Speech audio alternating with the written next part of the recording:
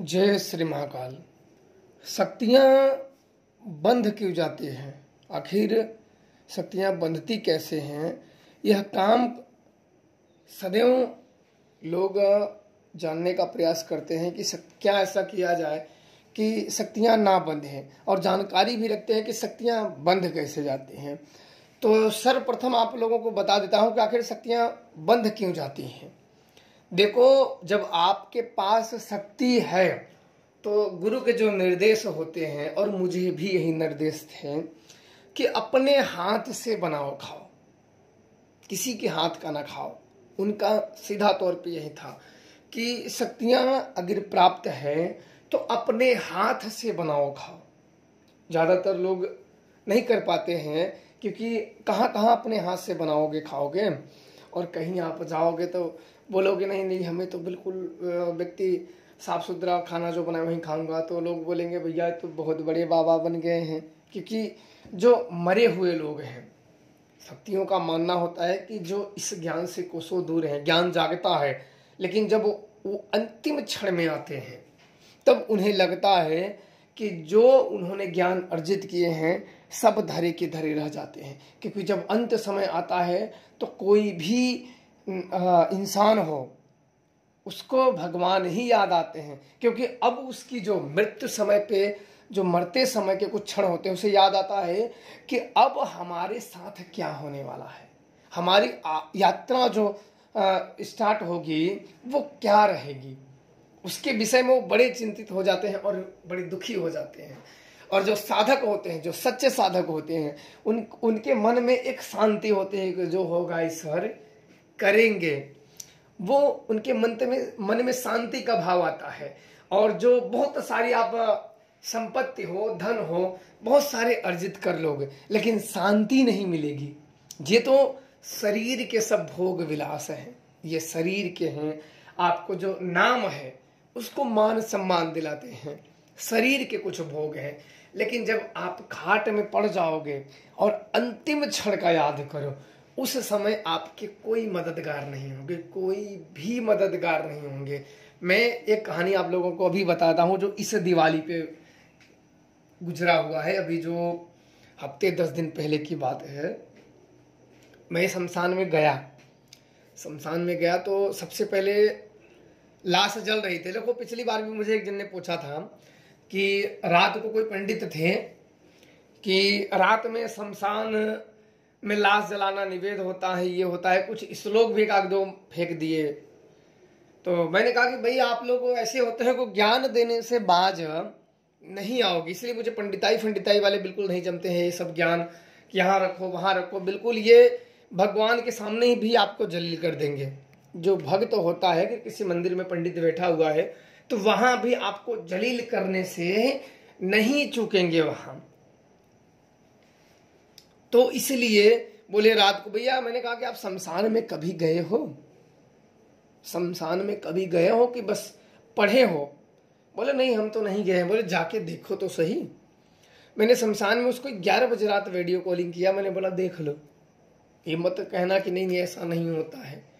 तो रात को जब पहली, अब वो बात वहीं पे, अब रात को जो लाश हम सब गए तो 12 बजे तक एक लाश जो जली, 12 बजे तक ये हुआ कि अब लाश जली। तो हमने उसका नाम का पता लगाया तो वो नाम मालूम पड़ा, उसकी जात। तो ये हुआ कि अब यही करेंगे, जल जाती है। तो बैठना था तो मुझे 10 बजे, पर लाश जल रही है, बड़े 10-20 लोग बैठे हुए हैं, तो वहाँ कर नहीं सकते हैं। अब इसके बाद वो खत्म हुआ तब तक दूसरे आ गए, और वो कोई बहुत बड़ा आदमी था। मुझे उसके बारे में मैंने जानकारी नहीं लिया। वो बहुत बड़ा, क्योंकि पूरे शमशान में गाड़ियों का पूरा एकदम भीड़ लग गई। इतनी गाड़ी थी कि आपको बस रास्ता ढूंढना पड़ेगा कि किधर से मैं जाऊं। बिल्कुल पूरा रास्ते ही गाड़ी भर दिए थे, और बिल्कुल कभी कभी तो गाड़ियों को पकड़ के साइड से जाना पड़ता था कि नहीं तो गिर ना जाए बगल में।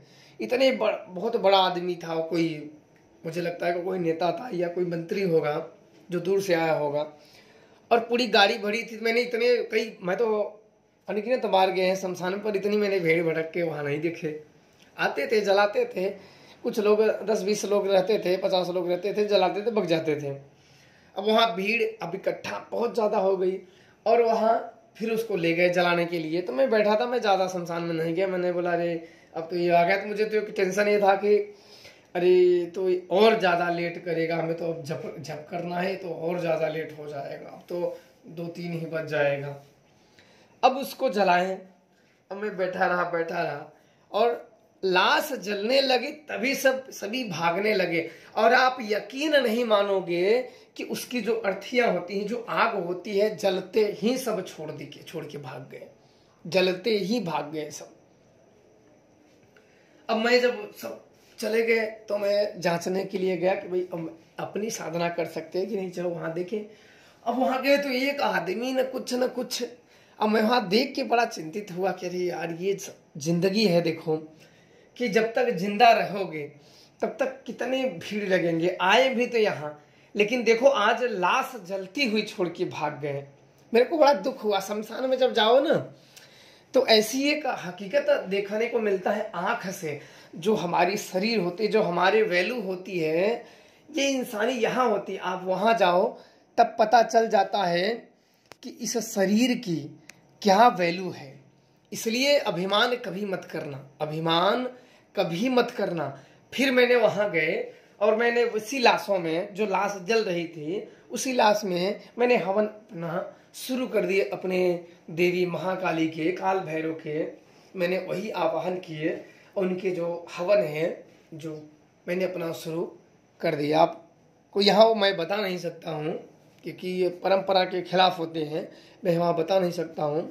मैंने वहाँ हवन के पर इतना आप लोग जान लो कि वहाँ जब इस शरीर का अंत हो जाता तो कोई पूछता नहीं है। इसलिए कुछ अपने पुण्य अर्जित कर लो, चाहे जैसे हो अर्जित कर लो। अब बात बढ़ते हैं कि शक्तियाँ को क्या करें, शक्तियाँ बंद कैसे जाती हैं। तो जब वहाँ कहीं भी किसी के हाथ मना होता है कि मत खाओ, जब आप खाते हो कहीं मिठाई खाना या पीना, तो आपको क्या पता कि सामने वाला आपसे जल रहा है या आपका शत्रु है या आपका वो बुरा चाहता है, आप नहीं जानते हो।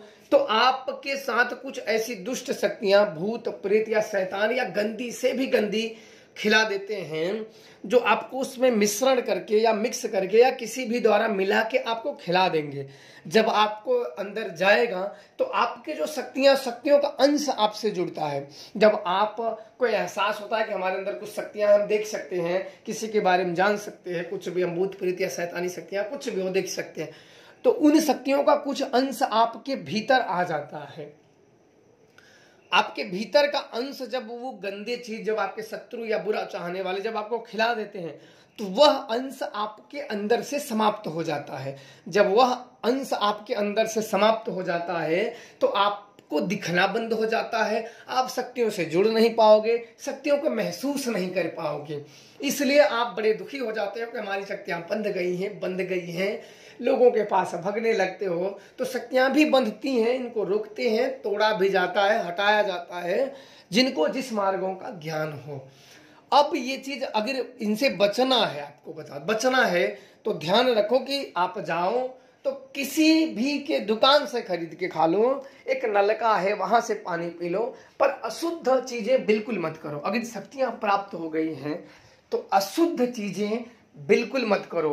अगर यह चीजें नहीं करोगे तो आप कभी भी शक्तियां नहीं बंधेगी, कभी बंध नहीं सकती हैं शक्तियां। इस बात का ध्यान रखना कि अपने अंदर किसी का दिया हुआ मत खाओ। जब खाओगे आपके भीतर प्रवेश करेगा तभी तो दिक्कतें आएंगी। जब आप अपने अंदर भीतर खाओगे तभी तो आपके अंदर अहित और बुरा चीज आएगा। इसलिए जब शक्तियां सिद्ध करते हो तो वो नियम भी पालन करके सिद्ध करता है, और सिद्ध करने के बाद कुछ नियम मानने पड़ते हैं। जब उन नियमों को अपने कुछ कामों द्वारा या अपनी इच्छाओं द्वारा या अपनी क्रियाकलापों द्वारा उस नियमों का भंग करोगे तो आप अपनी शक्तियों से हाथ धो बैठोगे, या शक्तियों से हाथ नहीं धोगे तो कई प्रकार की संकटों का सामना करोगे। इसलिए जब शक्तिधारी हो जाओ तो नियम का पालन करो, और यह मेरे बताए हुए नियम का अगर पालन करोगे तो कभी भी आपकी शक्तियां नहीं जाएंगी और सदैव आपके साथ रहेंगे। ध्यान रखना, किसी के पास जाओ मत, किसी का खाओ मत, कहीं भी जो आपकी इच्छा ना करे उसको कभी मत खाओ, क्योंकि जब शक्तियां धारण हो जाओगे तब आपके अंदर वो स्वयं ही शक्तियों का ज्ञान हो जाएगा, क्या करना है क्या नहीं करना है। तब आप उसी हिसाब से करें, अन्यथा आपका शत्रु मित्रवत व्यवहार करके और आपके साथ छल कर जाएगा। यहाँ तो लोग भाई भाई छल कर जाते हैं, वो तो मित्र है, मित्र भी होते हैं, और मित्र जैसा अपना नहीं और मित्र जैसा पराया नहीं। बात ये होती है समय समय की, कौन किसके साथ गद्दारी कर जाए कोई नहीं जानता है। तो इसलिए मित्र के रूप में कोई आपका शत्रु भी आ सकता है, आपके साथ खिलवाड़ कर सकता है, कुछ खिला सकता है, कुछ पिला सकता है, कुछ आपको दे सकता है, जिससे आपकी शक्तियाँ छिन्न भिन्न हो जाए। और ध्यान रखना, शक्ति धारक हो जाओ तो पैर कोशिश करें कि पैर बिल्कुल ना किसी से छुआएं, पैर जो बिल्कुल ना किसी से छुआएं। इससे क्या होता है कि जो आपकी शक्तियाँ होती हैं, कोई व्यक्ति है जो कुछ करके आया है, कुछ अपने शरीरों द्वारा, कुछ ऐसे द्वारा जो अशुद्ध है, वो आपके पैर छुएगा तो आपको भी अशुद्ध ही बना देगा, जो आपकी शक्तियाँ हटने के कारण भी बन सकते हैं। तो इसलिए इन सब छोटी छोटी चीज़ों का जरूर स्मरण करें और ज्ञान रखें और जानकारी रखें, और शक्तियों का, जिस मंत्रों का जाप करें, जिससे शक्तियाँ अर्जित की हो, उससे निमित्त प्रतिदिन पूजा अर्चना करें, जिससे उनकी दैविक शक्तियाँ आप पे बनी रहें और आपके साथ वो बनी रहें। यह जो क्रिया मैंने बताई है, ये सबको अगर मानोगे तो कभी भी शक्तियाँ का बंधन नहीं होगा, कभी भी शक्तियाँ रुकेंगे नहीं। बिल्कुल करिए, और आपने जो मेहनत करके शक्तियाँ प्राप्त की हैं वो सदैव आपके साथ रहेंगी। खुश रहें और प्रसन्न रहें। जय श्री महाकाल।